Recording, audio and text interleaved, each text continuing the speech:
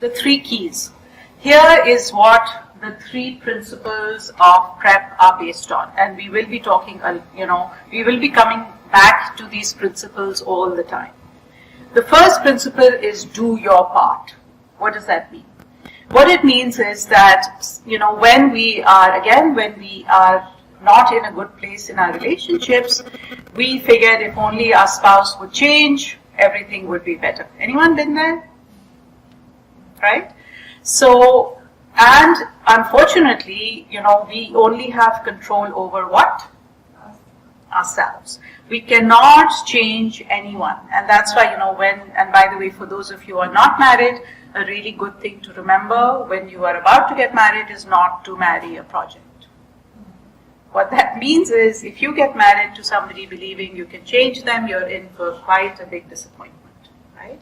What you see is likely to endure. So if you cannot live with something right off the bat, I would suggest, find somebody else.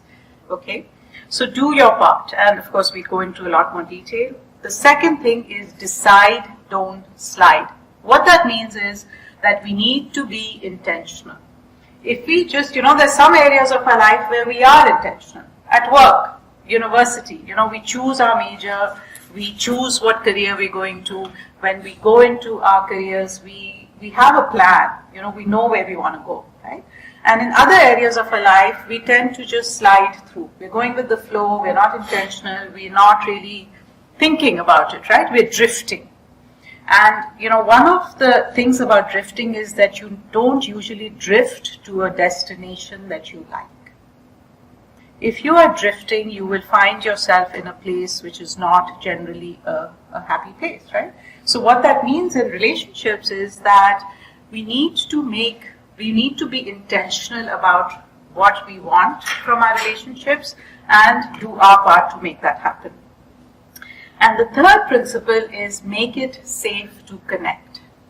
What that means is that, when we first start out, right, when we're engaged, anyone have the experience that you can just talk for hours and hours and hours, right? I remember when I first, how I knew that this was the guy was that we had a 10-hour conversation, right, without a break. And because it was safe, right? Nobody was telling each other off. We didn't have history. We didn't have baggage. We didn't have conflict. So it was easy.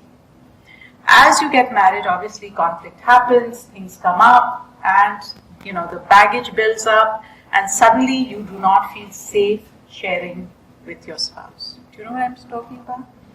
And so we will be talking a lot about creating a relationship which is safe, emotionally safe, so that you can communicate. So, a lot of people obviously come here for communication skills, right? And one of the key principles of communication is make it safe.